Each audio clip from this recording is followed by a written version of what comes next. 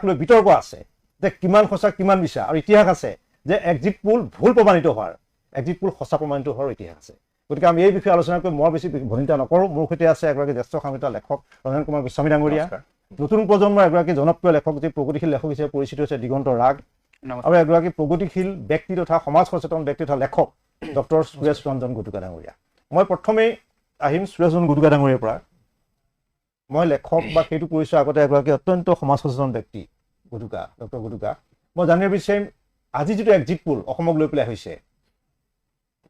কিমান দূৰ সঁচা হ'ব পাৰে? যে মানে কৈ লৈছোঁ যে বিভিন্ন প্ৰতিষ্ঠানৰ ফালৰ পৰা চলাইছে, তাত সকলোৱে দিছে অসমত বিজেপিৰ নেতৃত্বত NDA নিৰংকুশ সংখ্যাগৰিষ্ঠতাৰে চৰকাৰ গঠন কৰিব, আৰু বিৰোধী কংগ্ৰেছে 30ৰ অধিক আসন লাভ নকৰিব, আৰু সহযোগী দলবোৰ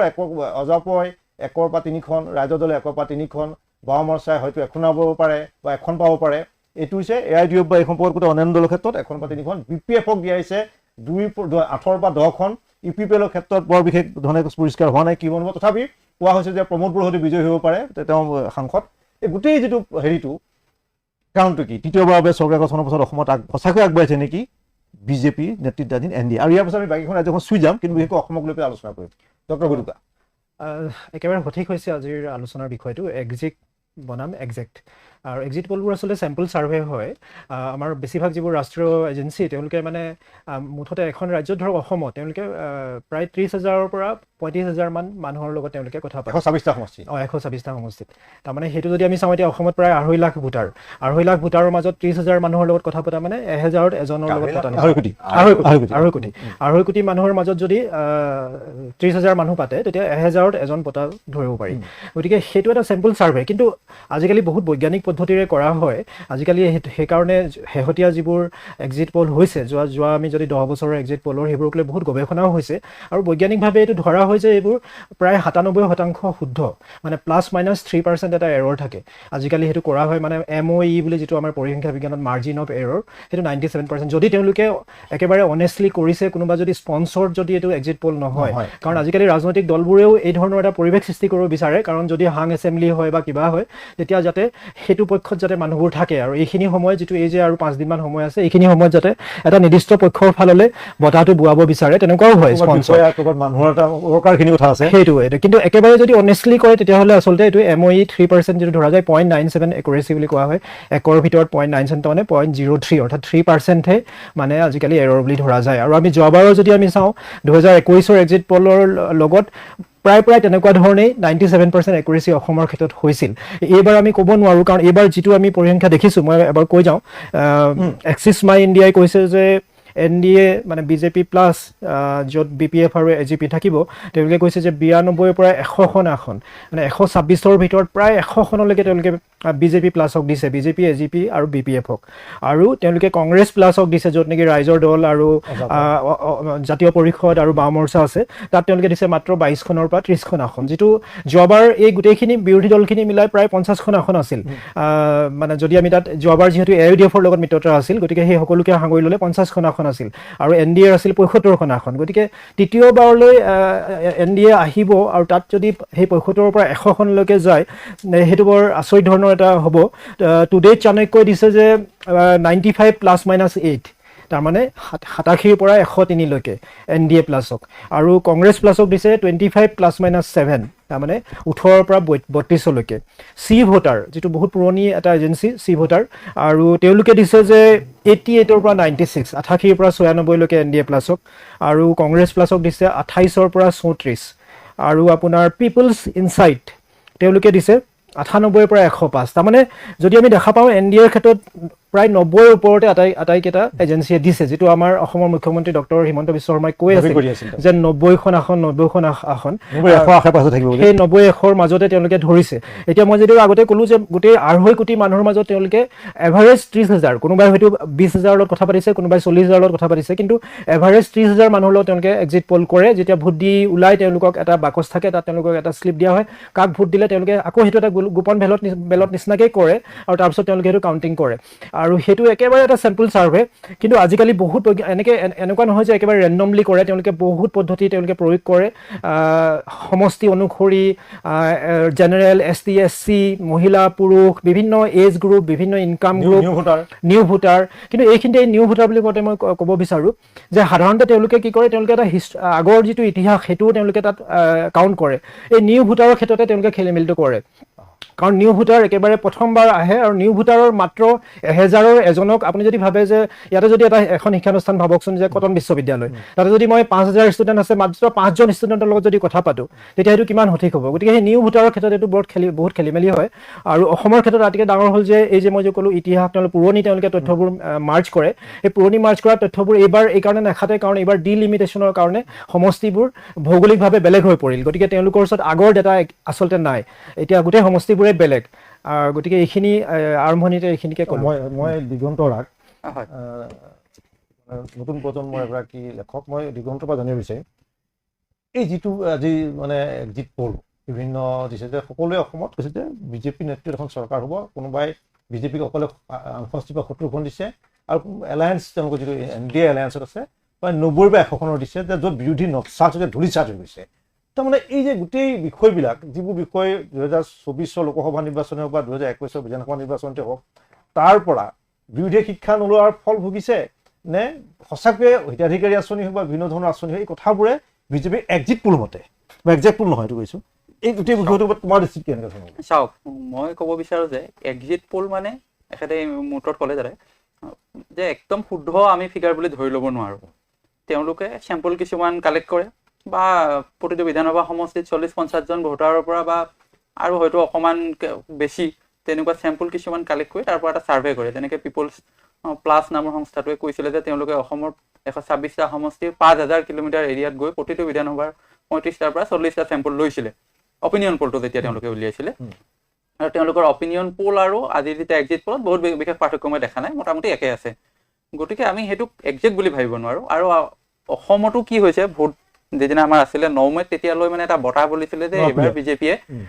90+ পাব বা 100খন চিট পালেও আচৰিত হ'ব লগা নহয় কিন্তু আপোনালোকে শেহতীয়াভাৱে দেখিছে যোৱা এসপ্তাহমানৰ পৰা কি হৈছে মানে এই গোটেই কাৰবাৰটো সলনি হৈ গ'ল চিনাৰিটোৱে সলনি হৈ গ'ল যে বিজেপিয়ে ইমান চিটটো নাপায় বুলি মানুহৰ মনত এটা চিন্তাধাৰা আহিছে আৰু তেওঁলোকৰ নিজৰে জ্যেষ্ঠ যিখিনি দলৰ নেতা আছে জিলা সভাপতি এজনে কৈছে শান্তনু পূজাৰীয়ে প্ৰাক্তন সভাপতিয়ে কৈছে ৰাজ্যিক সভাপতি জ্যেষ্ঠ মন্ত্ৰী কৈছে প্ৰাক্তন ৰাজ্যিক সভাপতিক বৰ্তমানৰ ৰাজ্যিক সভাপতিয়ে সকিয়নি দিছে হয় জ্যেষ্ঠ মন্ত্ৰী তেওঁ কমলপুৰ সমষ্টিৰ বিধায়কে কৈছে যে আমাক চিপৰাং মাৰা হৈছে গাদ্দাৰ ওলাইছে গতিকে তেওঁলোকেই কনফিউজ হৈ গৈছে যে এই পৰিৱেশটো নাই যে তেওঁলোকে 100খন চিট পাব মুখ্যমন্ত্ৰীয়ে যদিও বহুত লম্ফজম্ফ কৰি কৈ আছিলে যে আমি 100খন চিট পাম কিন্তু এই কথাটো বৰ্তমান সময়ত মোৰ বোধেৰে এইটো সম্ভৱ নহয় তথাপিও 4 মেত গোটেইখিনি কথা ক্লিয়াৰ হৈ যাব কিন্তু NDA মিত্ৰজোঁটে 100খন চিট বা 90খন চিট নাপায় যি ধৰণে এক্সিট পোলে কৈছে আৰু ইয়াত মই আৰু এটা কথা কওঁ কেইবাটাও কাৰকে কাম কৰি আচলতে চাইলেণ্ট ভোটাৰ বহুখিনি আছে অসমত যে এইবাৰ কি হৈছে ময়ো অসমৰ কেইবাখনো জিলাত গ'লো ভোটৰ আগতে বহুত মানুহে ক'ব বিচৰা নাই মুখ খুলি যে কথাটো কাক ভোট দিম যে যোৰহাট জিলাখনত মানুহে তেনেকৈ ক'ব বিচৰা নাই যে কাক তেওঁলোকে আচলতে ভোট দিব বা অন্য উজনি অসমৰ কিছুমান জিলাতো মই লক্ষ্য কৰিলোঁ গোলাঘাটতো চালোঁ যে আগৰ নিচিনাকৈ ইলেকশ্যন কেন্দ্ৰিক চৰ্চাটো কম তাৰ উপৰি নিউ ভোটাৰ এই যে 18ৰ পৰা 20ৰ ভিতৰত 8 লাখ মান নিউ ভোটাৰ এবাৰ ওলাইছে এই নিউ ভোটাৰখিনিয়ে যে যিটো দেখিছে তাতেই ভোট দিব তেনেকুৱাও নহয় তেওঁলোক নতুন উঠি আহিছে য়াং জেনেৰেশ্যন তেওঁলোকৰো এটা চিন্তা চৰ্চা আছে তাৰ উপৰি ইউথ ভোটাৰ আছে অসমত 18 বছৰৰ পৰা মোটামুটি 39 বছৰলৈ যিটো বিল' 40 1,34,00,000 এইটো বহুত ডাঙৰ এটা সংখ্যা দেই আপোনাৰ বহুত ডাঙৰ 2,50,00,000 এবাৰ ভোট দিছে তাৰ ভিতৰত 1,34,00,000 আমাৰ য়াং ভোটাৰ আছে 39 বছৰৰ তলত আমিও আছো তাৰে ভিতৰত 39 বছৰৰ তলত গতিকে এই মানুহখিনিয়ে বা ইমান বৃহৎ সংখ্যক ভোটাৰে যে একো চিন্তা চৰ্চা নকৰাকে ডাইৰেক্ট গৈ বিজেপিক ভোট দিছে বা বিজেপিৰ হিতাধিকাৰী আঁচনিয়ে হওক বা অন্য যিখিনি তেওঁলোকৰ কাম দেখিছে সেইখিনিক চায়ে কোনো নিজৰ চিন্তা বা বিবেচনা নকৰাকে ভোট দিছে তেনেকুৱাকে ভবাটো ভুল আচলতে এই 1,34,000 ভোটাৰৰ ভোট ক'ত গৈছে সেইখিনিও সময়ত আহিব তাৰ উপৰি আপোনাৰ মহিলা ভোটাৰ আছে অসমত প্ৰায় 50% 2.5 কোটি ভোটাৰৰ ভিতৰত 1,25,000 মান মহিলা ভোটাৰ আছে আৰু এইবাৰ অসমত কিন্তু আপোনাৰ পুৰুষ ভোটাৰতকে 1.5% মান অধিক ভোট মহিলাই দিছে গতিকে সেইটো এটা ফেক্টৰ হ'ব যে ইমান সৰহ সংখ্যক মহিলা ভোটাৰে যে ভোট দিছে আৰু ভোটৰ দিনতো আপোনালোকে চেণ্টাৰত গৈ লক্ষ্য কৰিছে চাগে বা ময়ো চাইছোঁ যে মহিলাৰ লাইনেই দীঘলীয়া লাইন প্ৰত্যেকটো বুথতে প্ৰত্যেকটো পলিং ষ্টেচনতে গতিকে ইমান বৃহৎ সংখ্যক মহিলাই যেতিয়া ভোট দিছে তেওঁলোকে ক'ত ভোট দিছে গতিকে এনেকুৱা কিছুমান কাৰক আছে। মই আহিম আগত দিগন্ত ধুনীয়াকৈ কৈছে কথাখিনি মানে সুন্দৰ পিছত মই জ্যেষ্ঠ অসমীয়া লেখক ৰমেন গোস্বামী ডাঙৰীয়া আছে, মই ৰমেন্দ্ৰৰ পৰা জানিব বিচাৰিম এক্সিট পল ইয়াত বিৰোধী অসমক লৈ যিবিলাক প্ৰেডিক্ট কৰা হৈছে যিবিলাক হ'ব পাৰে এইটোতো নিশ্চয় নহয় বিৰোধী হতাশ হ'বলগীয়া কথা পৰিৱেশ হ'ব পাৰে নেকি? সেইটো এটা পিছৰ কথা। মই আগৰ পৰা কিন্তু কৈ আছো, মই ইতিমধ্যে ছ'চিয়েল মিডিয়াত দেখিছোঁ, মই মেইন ষ্ট্ৰীম মিডিয়াত লিখা নাই, ছ'চিয়েল মিডিয়াত দেখিছোঁ যে NDA ক্ষমতাত আহিব চাৰিওপিনৰ পৰা NDA ক্ষমতাত আহিব আৰু বেংগলত মানে তৃণমূল আৰু কেৰালা কংগ্ৰেছ আৰু তামিলনাডুত DMK এইটো লৈ পেলাই কোনো মানে এতিয়ালৈকে সেইটো ভাবিছে যদি নহয়গে মোৰ দৰে নিমিলিলে ভাষা ভুল হ'ব এইটো নহয়। কিন্তু মই এক্সিট পল সম্পৰ্কত খুব জৰুৰী কথা ক'ব লগা আছে। যোৱা বছৰ 2024 যেতিয়া নিৰ্বাচন লোকসভা নিৰ্বাচন হ'ল সিদিনাখনে এক্সিট পলটো ওলাব 1 জুনৰ দিনা 2024 1 June Bennett Coleman and company times of India কি আছে টাইমছ নাও আছে, টাইমছ নাও গধূলি এক্সিট পল দিব। ৰাতিপুৱা টাইমছ অফ ইণ্ডিয়াত অতনু বিশ্বাস ইণ্ডিয়ান ষ্টাটিষ্টিকেল ইনষ্টিটিউটৰ প্ৰফেচৰ অতনু বিশ্বাসে লিখিছে exit poll Times of India পেপাৰখনত আৰু গধূলি তেওঁলোকে তাতে দিব exit poll or parlour game. আচ্ছা দি পেলাই অজস্ৰ উদাহৰণ তেওঁ গোটেই ষ্টাটিষ্টিকেলি বৰ্ণনা কৰি দিছে কি কি কাৰণত এইবিলাক মানে এইবিলাক একদম মানে নাচৰ এটা মানে এটা শিহৰণ তোলে, তাৰ বাহিৰে এইবিলাক একোৱেই নহয়। গোটেই ৰিচেণ্ট এয়া পল US পল মই আজি এই মানুহজনৰ কথা কৈছো যোৱাবাৰ 400ৰ ওপৰত চিট দিছিলে এক্সিছ মাই ইণ্ডিয়া যে 400ৰ ওপৰত চিট দিছিলে। আপুনি ইয়ালৈ যাওক 2014 যেতিয়া বিজেপি আহিছে 2015 বিহাৰ নিৰ্বাচন হৈছে প্ৰতিটো এক্সিট পলে সমীক্ষাটো বিলাক মেনিপুলেট হয়, তাৰপিছত এতিয়া দেখিছে এক্সিট পল বিলাকো মেনিপুলেট হয় যাতে সেই এক্সিট পল ঘোষণা কৰাৰ পৰা ৰিজাল্ট ঘোষণালৈ যে মেনিপুলেট কৰিব পাৰি। আচ্ছা এতিয়া ঘটনাটো হ'ল কি সেইবাৰ আকৌ জীৱনত এবাৰে বৰ শুদ্ধ দিছে সেইটো হ'ল এক্সিছ মাই ইণ্ডিয়া, সেইটো মিডিয়াৰ চেনেলবিলাকে নুলিয়ালে কাৰণ ইমান বা এইটো উল্টা দিছে তাতে লালু প্ৰসাদ ইয়াত জিকিব বুলি কৈছে RJDত একদম মানে এইটো নুলিয়ালে। পিছত যেতিয়া মানে কৈছে আৰু আমি চৰি কৈছো ইণ্ডিয়াৰ দেবাই চৰি কৈছে এইবিলাকে বাকী গোটেইবিলাকে চুইপিং হাৰত মানে বিজেপিক তাতে বিহাৰত বহাইছে 2015 চন মনত আছে। আচ্ছা তাৰ আগৰ পৰা 2009 চন চাওক মই কেইটামান ইণ্টাৰেষ্টিং কাহিনী ক'ম দেই আমাৰ মেইন ষ্ট্ৰীম মিডিয়াৰ কথা কওঁ। 2009 চনত এনেকে বহুত কিবা কিবি পল লাল টাইমছ অফ ইণ্ডিয়াৰ প্ৰথম পেজত এনেকৈ পলবিলাক দিছে চুজ ইউৰ পিক আপোনাৰ পচন্দ মতে বাছি লওক। তাৰপিছত যেতিয়া মনমোহন সিং যেতিয়া আহিল টাইমছ অফ ইণ্ডিয়াৰ এডিট লিখিছে সেইটো কথা তেওঁ কৈছে যে এইখন বৈচিত্ৰ্যময় দেশ মাত্ৰ গোটেই ভাৰতত তেতিয়াতো গোটেই ভাৰতত 3000 চেম্পল লয়, আমাৰ এইবিলাকত 500-600 এনেকে লয়। এতিয়া 3000 বাৰে বাৰে লাজ পোৱাৰ পিছত এতিয়া হয়তো 3000 ল'ব পাৰে, কেইটা 3000 লৈছে মোৰ সন্দেহ আছে কয় এনেকে কাৰণ যোগেন্দ্ৰনাথে আজি কিছুদিন আগতেও কৈছে বোলে এইবিলাক কয়। আৰু এই যে সমীক্ষাবিলাক এইবিলাক আপুনি সুধিব যে ফোনত লোৱা নে ইয়াত লোৱা, মোকেই কেইটামান যোৱাবাৰ হৈছে কলকাতাৰ পৰা অমুকত অসমত কোন জিকিব ফোনত লোৱা মই হয় নহয়। এতিয়া ঘটনাটো হ'ল কি এক্সিট পলটো পাৰ্লাৰ গেম মই বহুত উদাহৰণ দিব পাৰোঁ। মই এইটো ক'লো নহয় এই আচ্ছা 2009 তেতিয়া টাইমছ অফ ইণ্ডিয়াতে এইটোৱেলটো মোৰ তাত পুৰণা পেপাৰ বিচাৰি ল'ব ক্লিপিং ৰাখি থৈ দিছোঁ যে এইখন ইমান বৈচিত্ৰ্যময় দেশ। গতিকে আপুনি এনেকে এক্সিট পল এইবিলাক মানে এক্সিট পল সমীক্ষা আৰু ফোনতটো মানে নহয় আৰু এক্সিট পল সমীক্ষা এইটো দে টেন টু গ' মিষ্টেক কেতিয়াবা মিলি যায় বেলেগ কথা, খুব কম সংখ্যক ইয়াত মিলে। তাৰপিছত 2024 দেখিছে 4000 চিট দিছিলে একমাত্ৰ য়োগেন্দ্ৰ যে কৈছে যে UPত চিট ইমান কমি গ'ল ৰাজিব মানে আপুনি কি মানে চিফলজিষ্ট চিফলজিষ্ট নহয় মোক চিফলজিষ্ট নক'ব এইটো ভুল। চিফলজিষ্ট হ'লে টিম থাকিব এটা চিষ্টেমেটিকেলি কৰিব কাম কিন্তু সেই যি আপুনি চব চিফলজিষ্টক সুধিব মানুহৰ মাজত ঠিকছে ঘূৰিছে নাই হা। যেনেকে এইবাৰ বিহাৰত এটা ছেকশ্যনৰ মানুহে কৈছে যে আমি একদম ইয়াক ভোট দিম ঠাকুৰবিলাকে এইবিলাক বেছি তাত উল্টা পৰিৱেশ এটা হয়। তাত যদি বেলেগ এটা দলিত ছেকশ্যনত যায় তাতে এটা উল্টা পৰিৱেশ হয়। এই গোটেইবিলাক বিচাৰি উলিয়াটো অতনু বিশ্বাসে খুব সুন্দৰ বৰ্ণনা কৰিছে। আপুনি যদি 2024 চনৰ এক বিচাৰ মোৰ তাত আছে বস্তুটো আজিকালি আছে পঢ়িব ইমান তেওঁতো ষ্টাটিষ্টিকেল মানুহ ন তেওঁ কি কি কাৰণত এইবিলাক মানে একদম এইটো মানে পাৰ্লাৰ গেম হয়। US-ৰ ডাঙৰ মোৰ মাতি দিব পাৰিছে বহুত লম্বা হ'ব তাৰমানে মানে কি বুলি কয় কেনেকৈ আমেৰিকান পলত তেনেকৈ কৈছে টাইম পলত তেনেকৈ কৈছে বহুত তেনেকুৱা দেখুৱাইছে। গতিকে এই এক্সিট পল কথাটো একেবাৰে বিশ্বাসৰ যোগ্য নহয়। যোৱাবাৰো TMC তাতে আনিছিলে আৰু যদি এইটো যদি এক্সিট পল এনেকুৱা হয় ইয়াত 89 চিটত উঠিছে বিজেপি ঠিক আছে 90 পিছত কুশলদৰ দিনটোত 90 হ'ল বাৰু চাৰিওপিনৰ পৰা কৈ আছে যে কোনো আৰু এনেই ইলেকশ্যনৰ কথা চবেই কয় বিৰোধীও কয় জানে তেওঁলোকে চবেই তাৰমানে আজিকালি কি হৈছে ডাঙৰ ডাঙৰ যিবিলাক মানে দল থাকে সেইবিলাকে এটা দুটা নহয় দেই 10, 12, 15, 16, 20 এনেকৈ তাৰমানে এজেঞ্চিবিলাক হয় তাতে তেওঁলোকে যিটো বিশ্বাস কৰে সেইটো দিয়ে দেই সঁচা ৰিপৰ্টটো দিয়ে আৰু সেইবিলাক সিটোৱে ক্ৰছ চেক কৰায় তেওঁলোকৰ কাৰো দুইটা পক্ষৰে কাৰো চবৰে মানে এই ক্ষেত্ৰত আকৌ মিলি যায় দেই বাহিৰত বেলেগ কয় বাহিৰত কয় মই চৰকাৰত আহিম আমি চৰকাৰত আহিম তেওঁলোকে খুব ভালকে জানে যে তেওঁলোক চৰকাৰত নাহে হা কাৰণ এটা ৰিপৰ্ট দিবতো যেনেকে যোৰহাটত মেচিভ ডিক্লাইন বুলি 6টা এজেঞ্চি জবাব দিলে এটা সময়ত মই নকওঁ কোন পাৰ্টি তাৰপিছত আৰু 6টা হতুৱাই মানে সেইটো ক্ৰছ চেক কৰাইছে তাত কৈছে ষ্টিপ ডিক্লাইন এটা মেচিভ ৰিডাকশ্যন ষ্টিপ ডিক্লাইন মই জানো এইটো কথা তেতিয়া ওপৰৰ পৰা ধমক দিছে যে আপোনালোকে এই বিদেশ লিংক কথাটো বন্ধ কৰক তেতিয়াৰ বন্ধ হৈছে মই যিটো বুজি পাইছোঁ কাৰ কথা কৈছে কথাটো হ'ল তেনেকুৱা মানে এই বস্তুবিলাক ভিতৰতো মানে সিহঁতক একদম বিৰাট চিৰিয়াছ ভিতৰতো লাখ লাখ মানুহক কৰে ভিতৰতো দেই ভিতৰতো লাখ লাখ লাখ লাখ মানুহক কৰে আৰু এই যিটো বাহিৰৰ যিটো দিয়ে সেইটো মানে সেইটো মিলাই দিয়ে ৰাতিপুৱাই দিল্লীৰ এজন সাংবাদিকে মোক ফোন কৰিছে আজি এনেকৈ ওলাব ৱেষ্ট বেংগলত এয়া জিকিব বুলি ক'ব এক্সিট পলবিলাকে তুমি কেনেকৈ জানা বোলে মই জানো এইটো কথা বুজা নাই গতিকে এক্সিট পল কথাটো মই কৈছোঁ নে 2009ত কি হৈছে 2014ত চবেই জানে কিন্তু চিটৰ উল্টা পুল্টাবিলাক দেখিছে নাই কথাটো মানে তেনেকুৱা হৈছে সেইকাৰণে এইবাৰতো মানে প্ৰায় চিত্ৰ কেনেকৈ কৈছে এই এক্সিছ মাই ইণ্ডিয়া মানুহে কান্দি পেলাই দেখাইছে যি মানুহে কান্দো বুলি কান্দি দিব পাৰে এই মানুহ কেনেকুৱা ভয়ানক হ'ব লাগিব নহয় জানো কান্দি পেলাই ক্ষমা খুজিছে আকৌ আহিম মই ডক্টৰ গডুকা যে ভূমিকম্প আগজাননী দিয়া আৰু নিৰ্বাচনৰ মানে উমুকে জিকিব বুলি মানে ক'ব পাৰি ইমান আসন পাই বিজয়ী হ'ব এইটো ইমান সহজ নাই গোটেই কথা নহয় সহজ নহয় আৰু ৰনেন্দে একেবাৰে শুদ্ধকে কৈছে কেইবাটাও উদাহৰণ দিছে বিশেষকৈ যোৱাবাৰ যেনেকৈ উত্তৰ প্ৰদেশত যে এইটো অৱস্থা হ'ব আৰু তাৰ আগতেও বহুত তেনেকুৱা বহুতবাৰ তেওঁলোকে মিছ কৰিছে কিন্তু আজিকালি বহুত বেছি বৈজ্ঞানিক তেওঁলোকে পদ্ধতি ব্যৱহাৰ কৰে যদিও এইটো এটা আচলতে এটা মনস্তাত্ত্বিক বিষয়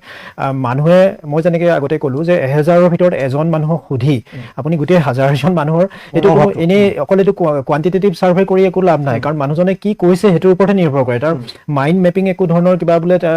সঁচা কৈছে নে মিছা কৈছে আমি বোলে কিবা মেচিনৰ দ্বাৰা পৰীক্ষা কৰিছোঁ এইটো নহয় আজিকালি আনকি কিছুমান মেচিন লাৰ্ণিং মেথডো ইউজ কৰে য'ত নেকি যেনেকৈ আজিকালি AI ওলাইছে ঠিক তেনেদৰে বহুত তেওঁলোকে পদ্ধতি ব্যৱহাৰ কৰে কিন্তু হ'লেও এইটো এটা মনস্তাত্ত্বিক বিষয় যে মানুহজনে কিমান শুদ্ধকৈ কৈছে তাকো 1000জনৰ ভিতৰত এজনে সেইকাৰণে এইবোৰ ওলট পালট হোৱাৰ সম্ভাৱনা থাকে আশংকা বা সম্ভাৱনা বিৰোধী পক্ষৰ কাৰণে সম্ভাৱনা আৰু শাসক পক্ষৰ কাৰণে আশংকা গতিকে সেইটো একেবাৰে শুদ্ধ বুলি ক'ব নোৱাৰি কিন্তু অসমৰ ক্ষেত্ৰত কেনেকুৱা হয় এই ডিলিমিটেশ্যনটো এটা ডাঙৰ ফেক্টৰ বুলি মই ভাবোঁ কাৰণ আমি যদি চাওঁ যোৱাবাৰ যদিও বিজেপিয়ে 60টা চিট পাইছিলে আৰু কংগ্ৰেছে 29খন আসন পাইছিলে মানে অকল যদি দলীয়ভাৱে চোৱা যায় জোঁট হিচাপে নহয় তাৰমানে তেওঁলোকৰ মাজত 60 আৰু 29 তাৰমানে প্ৰায় দুগুণ 29ৰ দুগুণ হ'লে 58 হয় দুগুণতকৈ বেছি বিজেপি পাইছিল কিন্তু তেওঁলোকৰ ভোট শ্বেয়াৰটো যদি চোৱা যায় ভোটৰ শতাংশটো মাত্ৰ 3.5%হে গেপ আছিল তাৰমানে কংগ্ৰেছে পাইছিল 29.7% আৰু বিজেপিয়ে পাইছিল 33.2% মাত্ৰ 3.5%ৰ ডিফাৰেঞ্চ সেই 3.5%ৰ ডিফাৰেঞ্চতো তেওঁলোকে আপোনাৰ 33খন বেছি আসন পাই গ'ল আৰু সেইটো বস্তু বিজেপি চৰকাৰ ডক্টৰ হিমন্ত বিশ্ব শৰ্মা আৰু যিসকল ডিলিমিটেশ্যনৰ দায়িত্বত আছিল বা কৰ্তৃত্বত আছিল তেওঁলোকে সেইটো ভালকৈ জানে গতিকে তেওঁলোকে এনেধৰণে গোটেই বস্তুটো কৰিলে বুলি মই ভাবোঁ যদিহে এক্সিট পল সঁচাকৈ হৈ যায় এই এক্সিট পলৰ ওচৰা-ওচৰি কাষ চাপে তেনেহ'লে মই ভাবোঁ যে ডিলিমিটেশ্যনটো এটা ডাঙৰ ফেক্টৰ হ'ব পাৰে যাৰ কাৰণে হয়তো এনেধৰণৰ এটা উমান পোৱা গৈছে কিন্তু এইটো খাটাং যে এইটো এটা চেম্পল ছাৰ্ভে 1000জনৰ এজন আৰু এইটোৱে যে শুদ্ধ হ'ব তাৰ কোনো গেৰাণ্টি নাই আৰু আগতে বহুতবাৰ এনেকুৱা মিছ হৈছে এইবাৰ বিশেষকৈ জাতীয় তিনি গগৈ লগ হ'ল জাতীয় পৰিষদ আৰু আপোনাৰ ৰাইজৰ দল যিটো অজাপৰ ৰাজদল বেলেগে বিভাজিত হৈছিল বেলেগ যোৱাবাৰ আকৌ AIDF-ৰ লগত কংগ্ৰেছে মিত্ৰতা কৰাৰ কাৰণে উজনি অসমত মানুহে একেবাৰে বেয়া পাইছিল সেই বস্তুটো নাই এইবাৰ আৰু বহুত ধৰণে আৰু যি আমি ধুবুৰী লোকসভা নিৰ্বাচনত দেখিছিলোঁ যে মানুহে আচলতে AIDF-ক এতিয়া প্ৰত্যাখ্যান কৰি কংগ্ৰেছকহে আঁকোৱালি লৈছিল সংখ্যালঘু ৰাইজেও গতিকে তেনে ক্ষেত্ৰত মানে কংগ্ৰেছৰ ইমান বেয়া ফলাফলটো হ'ব নালাগে বুলি আমি ভাবোঁ আৰু যদি হয় তেতিয়াহ'লে সেইটো এটা মই ভাবোঁ এই ডিলিমিটেশ্যন আৰু এই যি হিতাধিকাৰীৰ ৰাজনীতি মানুহে আজিকালি এইটো ভাবে যে যি চৰকাৰ আহিলেও আমাৰ দেশৰ একে অৱস্থা হ'ব গতিকে আমি নিজে কি পাইছোঁ সেইটো চাই লওঁ গতিকে নিজৰ সেইটো স্বাৰ্থটো চাই যে মই কি পাই আছোঁ গতিকে সেইটো এটা হ'ব পাৰে অংক আৰু আমিতো এইবাৰ দেখিছিলোঁ যে উজনি অসমত হেমন্ত সোৰেনৰ ঝাৰখণ্ড মুক্তি মৰ্চা আৰু তেওঁৰ জয় ভাৰত পাৰ্টি তেওঁলোকে প্ৰায় 21টামান তেওঁলোকে 21খনমান আসনত তেওঁলোকে প্ৰতিদ্বন্দ্বিতা কৰিছিল হৈছিল আৰু সেই চাহ জনগোষ্ঠীৰ ভোটবোৰ যোৱা 2-3টা নিৰ্বাচনত বিজেপিৰ পক্ষে গৈ আছিল গতিকে সেই ভোটখিনিও কাটিব বুলি তাত এটা সম্ভাৱনা আছিলে গতিকে সেইটো কোনফালে গ'ল হয়তো বিজেপি বিৰোধী ভোটবোৰে তেওঁলোকে লৈ গ'ল নেকি যদি সঁচাকৈ সেই চিটবোৰ জিকে তেতিয়া সেইটো এটা কথা থাকিব আৰু মই ভাবোঁ যে গোটেই বস্তুটো এইবাৰ আকৌ কেনেকুৱা হ'ল ডক্টৰ হিমন্ত বিশ্ব শৰ্মাই এইবাৰ ইলেকশ্যনটো বহুত বেছি পাৰ্চনেলি ল'লে যে তেওঁৰ প্ৰথমবাৰ যোৱা দুবাৰ সৰ্বানন্দ সোণোৱালৰ নামতে ইলেকশ্যন খেলা গ'ল এইবাৰ তেওঁৰ নামত মানে এটা নিৰ্বাচন হৈছে প্ৰথমবাৰৰ বাবে আৰু তেওঁৰ বিশ্বাসযোগ্যতা তেওঁৰ গ্ৰহণযোগ্যতা সম্পৰ্কে এটা নিৰ্বাচন হৈছে গতিকে তেওঁ একেবাৰে সৰ্বতোপ্ৰকাৰে চেষ্টা কৰিছে যিমান চেষ্টা আমি তেওঁ কটন কলেজৰ নিৰ্বাচনৰ সময়ৰ পৰা দেখি আহিছোঁ তেওঁ নিৰ্বাচন এটা জিকিবৰ কাৰণে সৰ্বতোপ্ৰকাৰে চেষ্টা কৰে যেতিয়া তেওঁৰ নামত যিহেতু নিৰ্বাচন হৈছে তাতে 2 বছৰ আগতে যোৰহাটত মানে এটা সাংঘাতিক ধৰণে তেওঁ ছেটবেক পাইছে আৰু তেওঁ সেইকাৰণে এইবাৰ তেওঁ একেবাৰে মানে যিটো প্ৰাণপণে চেষ্টা কৰিছে আৰু গতিকে এই গোটেইবোৰ ফেক্টৰ আছে গতিকে আমি 4 তাৰিখে আচলতে গম পাম মই দিগন্ত ৰাগ এই গোটেই বস্তুটো যে এইবাৰ যিটো নিৰ্বাচন হ'ল যে বিৰোধী মিত্ৰজোঁট যিটো হৈছে এতিয়া ভোটৰ বিভাজনটো যথেষ্ট হ্ৰাস পাইছে বুলি কাৰণ বিৰোধী ভোটটো বিভাজিত হোৱা নাই এয়া দিশটো এটা বেলেগ এটা হেৰি কিন্তু বাকী আঞ্চলিক দল অজাপ বা ৰাইজৰ দল কংগ্ৰেছ বাওঁ গণতান্ত্ৰিক মৰ্চা ঐক্যবদ্ধ হৈছে তেওঁলোক ইয়াৰ পাছত এই ধৰণৰ এক্সিট পোলটো কি কাৰণটো কি ঠিকে সুধিছে আপুনি কথাটো এই যে আমাৰ 2021 চনৰ ইলেকশ্যনটোত কি হ'ল আমাৰ বিৰোধী দলসমূহ সঠিক সময়ত এক হ'ব নোৱাৰিলে এক হ'ব নোৱাৰাৰ ফলত তেখেতে কৈছে যে ভোটৰ বিভাজনটো যদিও কম আছিলে কিন্তু বহুত কেইখন চিট বিজেপিয়ে প্ৰায় 33খন চিট বেছিকৈ লাভ কৰিলে যদিও 4% আছিলে এইবাৰ আমি এইটো আশা কৰিছোঁ যে এইবাৰ অন্ততঃ কি হৈছে ভোটৰ যিটো বিভাজন বা ভোট শ্বেয়াৰিং যিটো হয় সেইটো খুব সম্ভৱ এবাৰ কমিব কাৰণ এবাৰ তেওঁলোক যদিও দেৰি হ'লগৈ কিন্তু মিত্ৰজোঁট হৈ বিৰোধী ঐক্য হৈ ইলেকশ্যন খেলিবলৈ সক্ষম হৈছে তাতে ৰাইজৰ দল আছে অজাপ আছে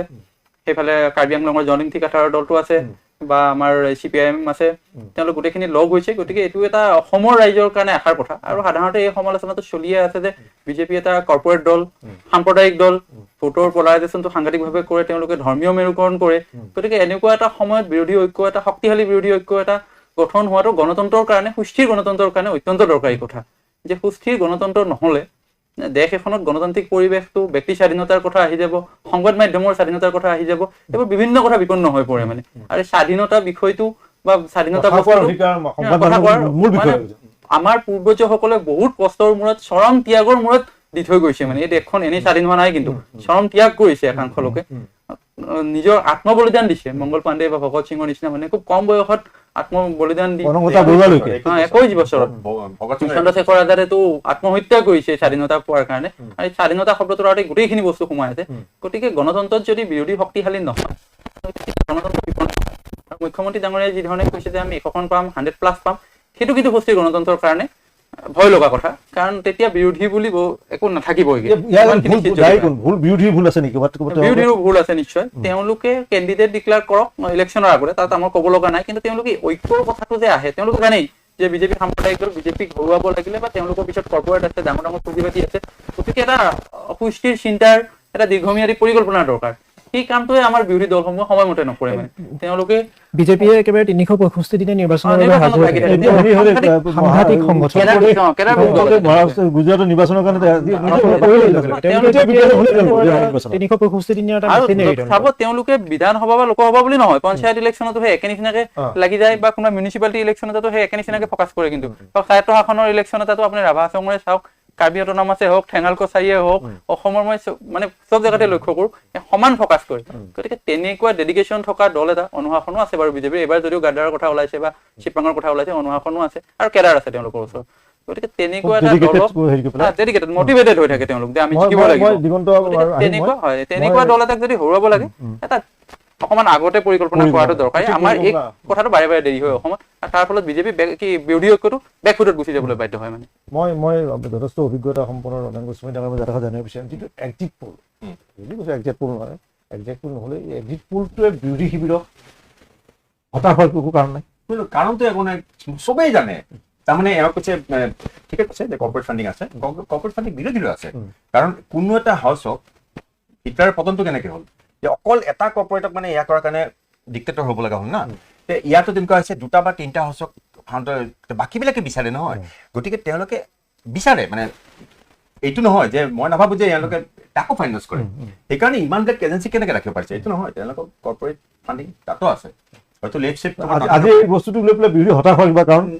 হতাশৰ কাৰণে জানে মই কৈছো নহয় সমীক্ষা এজেঞ্চি চবৰে আছে আৰু গোটেই মহাৰ খুব বেছি আছে আৰু নিজে মানে বহুত ঘূৰে আৰু বিজেপি সদায় ইলেকশ্যন ৰেডি সেইটো হয় কিন্তু ইলেকশ্যন ৰেডি হওঁতে চব নীতি নিয়ম চব সেইটোতে চলে হা যেনেকে কিন্তু কিছুমানে খুব কাম দিয়ে যেনেকে অৱশ্যে বেনিফিচিয়াৰী পলিটিক্স বিজেপি অকল কৰা নাই যেনেকে তামিলনাডুত হা মা কেণ্টিনে বহুত কাম দিছিলে তাৰপিছত মই একোটাকে মিক্সি দিম পিছৰবাৰ যে জয়ললিতা যে আহিল মই একোটাকে মিক্সি দিম মহাৰাষ্ট্ৰত লাড্ডি বেহেনে একদম প্ৰমাণিত হৈছে বিভিন্ন মানে পলষ্টাৰবিলাকে কৈছে মানে চিৰিয়াছ এইবিলাকতো প্ৰমোটেড আমাৰ কাৰণে জিকিম বুলি কৈ দিয়া এনেকে কৈ দিয়া প্ৰমোটেড বাৰু এইটো প্ৰমাণে হৈছে আপুনি যিটো যিমান চাইণ্টিফিক কৈছে একদম সঁচাকৈ উলিয়াব পাৰে নুলিয়াই সেইটোত ইমান ইণ্টাৰেষ্ট নাই যিটো কৈছে সেইটো লিখিব নহ'লে এই মিডিয়াবিলাকে নহ'লে কৰাচিপত বুঢ়াই দিয়ে নেকি হয় নহয় মুনিৰক একদম পৰিয়াল সহ পলুৱাই দিয়ে নেকি এইবিলাক মানে এইকেইদিনত কিবা এটা কৰিব পাৰে সেইটো হয় ইমান কঠিন শব্দ কিয় ব্যৱহাৰ কৰিব যদি তুমি জিকাই তুমি বেংগলত যিটো হৈছে এইটো ঘটনা নহয় কথাটো হ'ল কি যে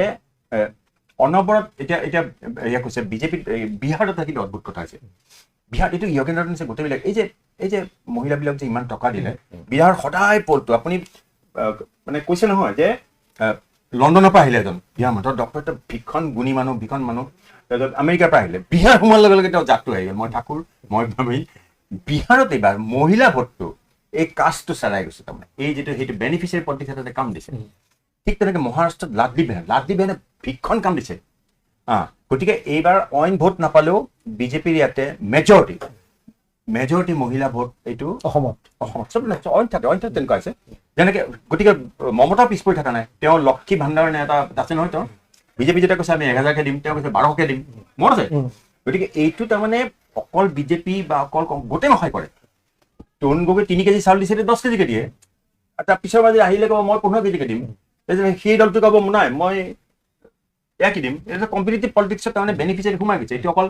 হিতাধিকাৰী পলিটিক্স অকল এয়া কৰা নাই কিন্তু তাৰ ফলত দেশৰ জনগণ নষ্ট হৈছে কৰ্মবিমুখ হৈ গৈছে কামৰ পৰা পিছ দিছে এইটো বেলেগ সেইটো চব দলে নষ্ট কৰিছে কোনোবা দলে নষ্ট কৰিব পৰা নাই এইটো নহয় এতিয়া ঘটনা হ'ল কি আমাৰ ইয়াতে যিটো হৈছে আমাৰ ইয়াতে ঠিক তেনেকে অৰুণোদয় আৰু কি আছিলে লাখপতি বাইদেউ বহুত কাম দিছে অতিপাত কাম দিছে কাৰণ মই কৈছো এটা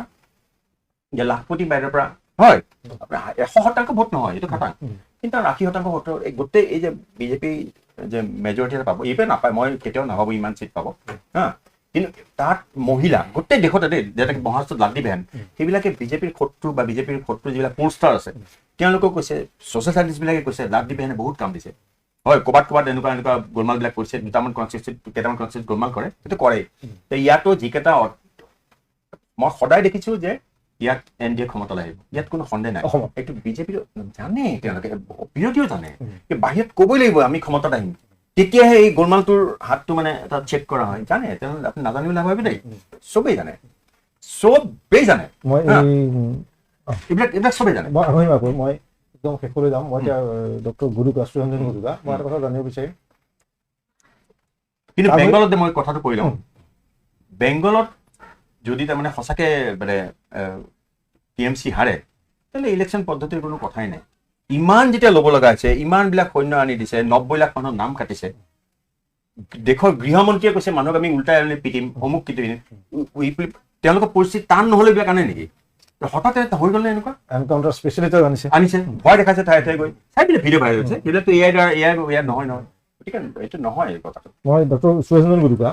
মই এটা কথা জানিব বিচাৰিম এই যে গোটেই যিটো এক্সিট পোল লৈ পেলাই আৰু 4 তাৰিখৰ যিটো এক্সিট পোল এই সময়খিনিত বিৰোধীয়ে শাসক দলটো উৎসাহিত হৈছে তেওঁলোকে এইটো প্ৰচাৰ চলাব যে আমাৰ চৰকাৰ হৈছে বিৰোধীৰ ক্ষেত্ৰত বিৰোধীৰ ভূমিকাটো কেনেকুৱা এই সময়ছোৱাত কি হ'ব 4 মে'লৈকে কেনেধৰণৰ ভূমিকা লোৱা উচিত মই ভাবো তেওঁলোকে এটা কথা যোগ দিলে আপুনি আহিব মই বেয়া হ'ব 2015ত যেতিয়া চব এনেকে এক্সিট পোল ওলাই গ'ল লালু ইয়াদৱে চাৰিওপিনে কৈ বুজিছে এইবিলাক বাদ দিয়ক আমি চাইতে কপি দালটো বেয়া নাপাব মই ভাবোঁ তেওঁলোকে এতিয়া ৰণকৌশল তেওঁলোকে নিৰ্ধাৰণ মানুহৰ মাজত মানুহক যেতিয়া হতাশ নহ'ব তেওঁলোকেতো ইতিমধ্যে চাগে কৰিছে তেওঁলোকে এটা ৰিয়েলিটি চেক কৰিছে চাগে ইণ্টাৰনেল ছাৰ্ভে থাকে তেওঁলোকেও জানে আচলতে যে কিমানখিনি তেওঁলোকে আশা কৰিব পাৰে এনেই তেওঁলোকে বতাহত নিশ্চয় উৰি থকা নাই গতিকে তথাপিও তেওঁলোকে এটা ৰণকৌশল প্ৰস্তুত কৰা উচিত দুইটা সম্ভাৱনাৰ প্ৰতি লক্ষ্য ৰাখি যে হয়তো তেওঁলোকে একেবাৰে নেক টু নেক এটা যুঁজ হ'ব পাৰে য'ত মই যেনে ক'লো মাত্ৰ 3.5% ভোট সেইটোৱে 33খন আসন ইফাল সিফাল কৰিব পাৰে তেনে ক্ষেত্ৰত 1000ৰ মাজত এজনক সুধি যিটো এক্সিট পল হৈছে সেইটো শুদ্ধ নহ'বও পাৰে আৰু সেইটো আগতে প্ৰমাণ হৈছে গতিকে তেওঁলোক হতাশ হোৱাৰ কাৰণ নাই মই ভাবোঁ আৰু তেওঁলোকে ৰণকৌশল আৰু লগতে তেওঁলোকে যদি বিৰোধীত বহিব লগা হয় তথাপিও তেওঁলোকৰ কাৰণে সেয়াই শেষ নহয় তেওঁলোকে এটা ৰণকৌশল প্ৰস্তুত কৰা উচিত যাতে শক্তিশালীভাৱে অসমৰ ৰাইজৰ কণ্ঠ হৈ থাকে কিবা এক্সিট পল মিছাও হয় সেইটোতো মিছাও হ'ব পাৰে আজিও আগতে বহুতবাৰ হৈছে আৰু এই ধৰণৰটো এনেকুৱা এটা এক্সিট পলৰ কাৰণে এই সময়খিনি চাই মেলোকে তেওঁলোকৰ বিৰোধীয়ে কি ধৰণৰ থকাটো উচিত তেওঁলোকে নিজৰ ৰণকৌশল মই ভাবোঁ প্ৰস্তুত কৰা ভাল তেওঁলোকে যদি চৰকাৰ এখন কৰিব পৰা যায় তেওঁলোকে কি ধৰণে কৰিব পাৰে বহুত সম্ভাৱনা থাকে ৰাজনীতিত যিকোনো কথাই হ'ব পাৰে গতিকে তেওঁলোকে সকলোৰে লগত আলোচনা বিলোচনা কৰি তেওঁলোকে নিজৰ মতে তেওঁৰ ৰণকৌশল প্ৰস্তুত কৰা ভাল আৰু তেওঁলোকে ৰাইজৰ প্ৰতিনিধি হ'ব পৰাকৈ ৰাইজৰ কণ্ঠ হ'ব পৰাকৈ তেওঁলোকে নিজকে সাজু কৰা ভাল কাৰণ যিদৰে দিগন্তই ক'লে যে গণতন্ত্ৰৰ বাবে এইটো এটা বিপদজনক কথা যদি এনেধৰণে 100খন আসন মানে এনেকুৱা আপোনাৰ মানে একেবাৰে শাসক পক্ষই তাত যদি কোনো ধৰণৰ কণ্ঠই নাথাকে বিধানসভা বুলিয়ে নহয় গোটেই আমাৰ নীতি নিৰ্ধাৰণ কৰাকে আদি কৰি বিভিন্ন দিশত বিভিন্ন নীতি দুৰ্নীতি সকলো আঙুলিওৱাৰ ক্ষেত্ৰত গতিকে শক্তিশালী বিৰোধীৰ দৰকাৰ আছে গতিকে যদি যোৱাবাৰতকৈ যদি এইবাৰ অধিক শক্তিশালীভাৱে বিৰোধীৰ ওপৰতো তেওঁলোকে আহি যায় তথাপিও সেইটো এটা ইতিবাচকভাৱে তেওঁলোকে ল'ব লাগে বুলি মই ভাবোঁ কিন্তু এইখিনি সময় আপুনি যিটো কৈছে 4 তাৰিখলৈকে তেওঁলোকে নিজৰ গ্ৰাউণ্ড ৰিয়েলিটি চেক কৰক তেওঁলোকৰ মই ভাবোঁ এই গোটেই অসমৰ 2.5 কোটিৰ মাজত মাত্ৰ 30,000 মান মানুহ যিটো তেওঁলোকে কয় তাকো ৰণেন্দ্ৰই সঠিকভাৱে কৈছে হয়তো তেওঁলোকে 30,000 নকৰে কিন্তু তেওঁলোকৰ সেইটো এটা মানে ঘোষিত সংখ্যা এটা যে আমি ইমান চেম্পল চাইজ লওঁ গতিকে সেইখিনি মাজতহে গতিকে 30,000তকৈ বেছি মানুহ নিশ্চয় বিৰোধী দলৰ মানুহে কথা পাতিছে তেওঁলোকৰো নিশ্চয় এটা সমীক্ষা আছে সেই সমীক্ষাটোক তেওঁলোকে বিশ্বাস কৰি আগবাঢ়ক মই দিগন্ত দাক মানে শেষত মই সুধিব বিচাৰিছোঁ যে এক্সিট পলৰ গোটেই সেইটো মানে যে যিটো ধৰণে কৈছে যে স্থিতাৱস্থাৰ বাহাল থাকিল এক্সিট পল মতে নহয় জানো হয় এক্সিট পল মতে স্থিতাৱস্থা বাহাল থাকিল এই গোটেই বিষয়টোৰ ক্ষেত্ৰত যে আমাৰ এটা বিষয় আছিল যে জুবিন গাৰ্গ এটা কেতিয়াবা হ'ব পাৰে নেকি ফেক্টৰ এটা আমি নকওঁ জুবিন গাৰ্গলৈ ৰাজনীতি কৰিব বিচাৰে কিন্তু মানুহৰ মাজত থাকিব পাৰে নেকি জেন জি কথাটো খুব আহিছিলে সেইটো ইয়াত জেন জি নাই বুলি কৈছে মুখ্যমন্ত্ৰীয়ে সেই প্ৰসংগটো আহিছিল এই বিষয়বোৰ এক্সিট পলত আজিতো এক্সিট তাত প্ৰতিফলিত হৈছে নাই চাওক এইবাৰ ইলেকশ্যনটো আমি যদি গোটেই সামগ্ৰিক অসমৰ ইলেকশ্যনটো চাওঁ খুব মানে এটা নিষ্পক্ষৰ নিচিনা ইলেকশ্যন আমাৰ যিবোৰ জাতীয় সমস্যা যিবোৰ ইছ্যু মানে ইলেকশ্যনত স্থান পাব লাগিছিল সেইবোৰ নাপালে আমাৰতো বহুত জাতীয় সমস্যা আছে 6 জনগোষ্ঠীৰ সমস্যা আছে বানপানীৰ সমস্যা আছে গৰাখহনীয়াৰ সমস্যা আছে সাংবিধানিক ৰক্ষা কৱচৰ কথা আছে আমাৰ ভূমিৰ অধিকাৰ পোৱা নাই আমাৰ অসমীয়া প্ৰায়খিনি খিলঞ্জীয়া মানুহৰে মাটিৰ পট্টা নাই এনেকুৱা বিভিন্ন ধৰণৰ সমস্যা আছে এইবাৰ চাওক নে শাসক দলে নে বিৰোধী দলে এইবোৰ কথাত এটা কমিটমেণ্ট কৰিলে এইবাৰ নাই এইবাৰ ধৰ্মীয় মেৰুকৰণেই বেছি হৈছে আৰু বিজেপিয়ে পলিটিকেল মেনেজমেণ্টটো খুব ভালকে জানে তেওঁলোকে কেনেকে প্ৰডাক্ট এটা বেচিব লাগে সেই কথাটো বিজেপিয়ে জানে তেওঁলোকে এতিয়া মিয়া বেছি আছে যে কুচপেটীয়া আহিছে উলিয়াব লাগে এনে ধৰণৰ কথা কিন্তু অসমখনৰ এইখিনিয়ে কথা নহয় জুবিন গাৰ্গৰ সমস্যাটো আছিলেই আৰু এই কথাটোত কৰবাত বিৰোধী ঐক্যও বিফল হৈছে এক্সিট পল মতে তেওঁলোকো বিফল হৈছে যে তেওঁলোকে আমাৰ যিবোৰ ইছ্যু ৰাইজৰ মাজলৈ লৈ যাব লাগিছিল সেইবোৰ সঠিকভাৱে নিব নোৱাৰিলে হয় এক্সিট পল মতে বা আমাৰ নিজৰ এটা ব্যক্তিগত যিটো যিমান আগ্ৰাসীৰ ওপৰত যাব লাগিছিলে কাৰণ তেওঁলোকে বা অসমৰ মানুহেও কৰবাত নহয় কৰবাত পৰিৱৰ্তন এটা বিচাৰিছে হয়তো গোটেই অসমৰ মানুহে বিচৰা নাই কিন্তু অসমত মই ইতিমধ্যে কৈছো যে এটা আণ্ডাৰকাৰেণ্ট আছিলে চাইলেণ্ট ভোটাৰ আছে ইয়াং ভোটাৰ মানে এক্সিট পলত কিছু পৰিমাণে ৰিফ্লেক্ট হৈছে যদিও সম্পূৰ্ণ হোৱা বুলি ক'ব নোৱাৰি সম্পূৰ্ণ হোৱা বুলি ক'ব নোৱাৰি আৰু যিবোৰ আমাৰ ইছ্যুক লৈ বিৰোধী মিত্ৰজোঁটে শক্তিশালীভাৱে উপস্থাপন কৰিব লাগিছিলে বা অসমৰ চুকে কোনে যাব লাগিছিলে সেই কথাটো কৰবাত বিৰোধী মিত্ৰজোঁট ধন্যবাদ দিগন্ত মই শেষৰ বছৰ অনন্ত কুমাৰ গোস্বামী মই তাকো জানিব বিচাৰিম যে যিটো জুবিন গাৰ্গৰ ইছ্যুটো হওক বা চাইলেণ্ট ভোটাৰ হওক জেন জি কথাটো আহিছে নতুন প্ৰজন্মৰ ভোটাৰৰ কথাবিলাক হওক যি ধৰণৰ কথাটো যে আপুনি ধৰক ষ্টুডিঅ' বাহিৰৰ কথাটো কৈছে যে চৰকাৰ NDA হ'ব পাৰে কিন্তু ইমান আসন কেতিয়াও নহয় এই ধৰণৰ কথাবোৰ যে কৈছিলে আপুনি মই সাংবাদিক বা মানুহৰ সৈতে আপুনি কানেক্ট হৈ থাকে মানুহে আপোনাৰ এই গোটেই বিষয়টো দেখিছো তাৰমানে বিভিন্ন ইয়াৰ কথা আৰু দলবিলাকে জানে দেই দলবিলাকে ভিতৰতে জানে তেওঁলোকে এবাৰ ক্ষমতাত নাই বিৰোধী জানে মই মুঠো নহ'ব, ইমান বুৰ্বক নহয়। কাৰণ মানুহ কাব্যৰ নিশ্চয় মানুহে কংগ্ৰেছে এইটো হেণ্ডেল কৰে। এই মানুহ কাব্যে সদায় চাইলেণ্ট, সদায় আঁৰত চিষ্টেমেটিকেলি কৰে, প্ৰত্যেক চব জানে। আৰু আজিকালি দলবিলাকৰ খুব ইণ্টেলিজেঞ্চ বিভাগ আছে তাৰমানে, মানে কোনে কোনে বিৰোধীত কথা লগায়, কোনো বিৰোধী মানে তাত কৰে, এইবিলাক চব জানে। এতিয়া ঘটনা হ'ল কি, মানে ইছ্যু জুবিন গাৰ্গ থৈ পেলাই গোটেই বিৰোধী এয়া উলিয়াইছে নহয়, কেণ্ডেল পজিশ্যন উলিয়াইছে, এইটোক এটা ইছ্যু কৰিছে, 6 জনগোষ্ঠী চবতে ইছ্যু কৰিছে। কিন্তু ঘটনা হ'ল কি, যে খুব ডাঙৰ এটা ইছ্যু আছিল বানপানী কিন্তু সেইটোত নাহিল হা। আৰু যিটো কৈছে কৰ্মসংস্থাপন হা, সেইবিলাক আৰু বেছি হ'ব লাগে, কাৰণ কৰ্মসংস্থাপন আৰু খুব ডাঙৰ কথা। এক্সিট পল সেইবিলাক কৈছে, এক্সিট পল একো গম নাই। বিজেপি যি ধৰণে কৈছে সেই ধৰণে এইবিলাক বিজেপি এক্সিট পল এক্সিট পলবিলাক মই নামানো। এইটো মানে যদি কয় যে এনেকুৱা চাইণ্টিফিক ব্যৱস্থা ওলাইছে, কিন্তু চাইণ্টিফিক ব্যৱস্থা ব্যৱহাৰ নকৰে নহয়। ৰাতিপুৱাই মানুহবিলাকে গম পাই যে আজি এনেকুৱা হ'ব। এইবোৰ আচলতে এটা এজেণ্ডা ছেটিং, মানে যিটো আমি পাওঁ যে মিডিয়া এজেণ্ডা ছেটিং এক্সিট পলটোক। আৰু সদায় এটা মানে আজি ভাৰতত সেইটো কিন্তু বিজেপি বুজি পায় দেই, মুখত জেন জেডৰ ভূমিকা বহুত বেছি। মই ভিতৰতে জানো, বহুত সমীক্ষা এজেঞ্চিয়ে কৈছে যে উজনিত তেনেকুৱা জেন জেডৰ মাজত বিৰাট মানে এণ্টি ইষ্টাব্লিছমেণ্ট চিন্তা আছে, বহুত বেছি হা। আৰু তেওঁলোকৰ সংখ্যা বৰ কম নহয়। গতিকে এইবিলাক তেওঁলোকে ভিতৰতে চব জানে, বাহিৰত ক'ব যে এনেকুৱা অমুক নাই। সেই কথাখিনি ধন্যবাদ। সেই জেন জেডৰ বা যিটো নতুন প্ৰজন্মৰ ভোটাৰৰ মাজত যিটো চিতাৱস্থা বিৰোধী, যিটো এইটো এক্সিট পোলৰ হয়তো সঠিকভাৱে প্ৰতিফলিত হোৱা নাই যেন আমাৰ অনুমান হয়। তথাপি দেখা যায় যে এক্সিট পোল আমি ল'ব লাগিব সঠিক আচলতে ফলাফলটো 4 মে'ত গম পাওঁ। 4 মে'তহে আচলতে এইটো এটা অনুমান কেতিয়াবা সঁচা হয়, কেতিয়াবা মিছা হয়, এটা আনুমানিক ধাৰণাৰ ওপৰত কৰা হৈছে যে চৰকাৰ 100খন 26ৰ দি দিছে। পশ্চিমবংগত তয়াময়া যুঁজ হৈছে, প্ৰধানমন্ত্ৰী গৃহমন্ত্ৰী তাত থাকি লৈছে, তাত প্ৰায় 12খনমান হেলিকপ্টাৰ ব্যৱহাৰ হৈছে শাসক দলে। গতিকে এটা ভয়ংকৰ পৰিৱেশ তাত। কিন্তু এটা এজেঞ্চিৰ বাহিৰে সকলোৱে তাত মানে TMC হাৰিব বুলি কৈছে, কিন্তু যুদ্ধ হৈছে। কিন্তু অসমত যুদ্ধই নাই, অসমত যুদ্ধই নহ'ল, মানে অসমত একোৱেই নাই। 126খনৰ ভিতৰত যদি 90 বা 100খন বিজেপিয়ে পায়, NDA মৰ্চাই পায়, সেইটো হোৱা নাই, যুঁজ হৈছে। আৰু বিৰোধীৰ ভোট বিভাজন হোৱা নাই। মই এজেণ্ডা ছেটিঙৰ কথা কৈছো যে মানে মাছ কমিউনিকেশ্যনত এইটো এটা ডাঙৰ বিষয় যে এজেণ্ডা ছেটিংটোৰ দ্বাৰাই তাৰমানে তেওঁলোকে অপিনিয়নটোক নিয়ন্ত্ৰণ কৰে। আৰু এইটো ডক্টৰ হিমন্ত বিশ্ব শৰ্মাই বৰ ভালকৈ জানে, যিটো বিৰোধীয়ে গৌৰৱ গগৈ হওক বা সকলোৱে হওক, তেওঁলোকে সেইটো নোৱাৰে সাধাৰণতে বা পৰা নাই, তেওঁলোকে এজেণ্ডা ছেট কৰিব নোৱাৰিলে। এতিয়া ডক্টৰ হিমন্ত বিশ্ব শৰ্মাই কৈছিল জুবিন ৰাজনীতিৰ বিষয় নহয়, কিন্তু জুবিনৰ হত্যাকাণ্ড কিয় ৰাজনীতিৰ বিষয় হ'ব নোৱাৰে? য'ত নেকি বিধানসভাত ঘোষণা কৰা হৈছে যে জুবিনৰ হত্যা কৰা হৈছে, গতিকে জুবিন গাৰ্গৰ নিচিনা এটা হত্যাটোৰ হত্যাকাণ্ড এটা ৰাজনৈতিক বিষয়, আৰু সেইটোক এটা তেওঁলোকে ইছ্যু কৰিব পাৰিব লাগিছিল, ৰাজনৈতিক হত্যাকাণ্ডটোক লৈ। তেনেধৰণে সেইটোৱে কাৰ চৰকাৰণত হ'ল বা বিভিন্ন ধৰণে কেনেধৰণে গতিকে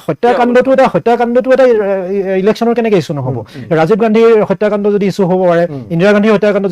হত্যাকাণ্ডৰ পিছত যদি নিৰ্বাচন হৈছে, গোটেই কংগ্ৰেছে চুইপ কৰিছে। ৰাজীৱ গান্ধী নিৰ্বাচনৰ পিছত একেবাৰে 540ত 400তকৈ বেছি চিট পাইছে কংগ্ৰেছে। গতিকে হত্যাকাণ্ডটো এটা ৰাজনৈতিক বিষয় হ'ব পাৰে, কিন্তু তেওঁলোকে নোৱাৰিলে, এজেণ্ডা ছেট কৰিব নোৱাৰিলে। এজেণ্ডা ছেট কি হ'ল যে প্ৰাৰ্থীৰ মাকে কি মাংস খায়, সেই ধৰণে তাৰমানে মুখ্যমন্ত্ৰীয়ে যি বিচাৰিলে সেই ধৰণে এজেণ্ডা ছেট কৰিলে, আৰু মিডিয়ায়ো সেই ধৰণে নিজাববীয়াকৈ সেইটো আগবঢ়াব নোৱাৰিলে। বিৰোধী দলে বহুত ভাল, যদিহে এক্সিট পল সঁচা হৈছে, তেনেহ'লে বিৰোধী দলে বহুত ভাল সুযোগ এটা হেৰুৱালে এইবাৰ, আৰু যিটোৰ কাৰণে তেওঁলোকে বহুত বেছি নিজৰে ক্ষতিপূৰণ কৰিব লাগিব মই ভাবোঁ। কিন্তু এইটো ঠিক যে 4 মে'ত আমি গম পাম যে আচলতে কি হৈছে। আজি কথাখিনি কিমান সঁচা, এক্সিট পোল দিয়াসকলক কোনে কান্দিবলগীয়া হয় সেইদিনাখন ক্ষমা বিচাৰিবলগীয়া পৰিৱেশ বা পৰিস্থিতি ইতিমধ্যে ইতিহাস হৈছে। গতিকে আমাৰ আজি অনুষ্ঠান শেষ হ'ল। এক্সিট পোল বনাম একজেক্ট পোল, 4 তাৰিখলৈকে অপেক্ষা কৰোঁ। মোৰ অনুষ্ঠানত ভাগ লোৱাৰ কাৰণে প্ৰধান কুমাৰ গোস্বামী ডাঙৰীয়া, ডক্টৰ সুৰেশ ৰঞ্জন গডুকা, দিগন্ত ৰাগ,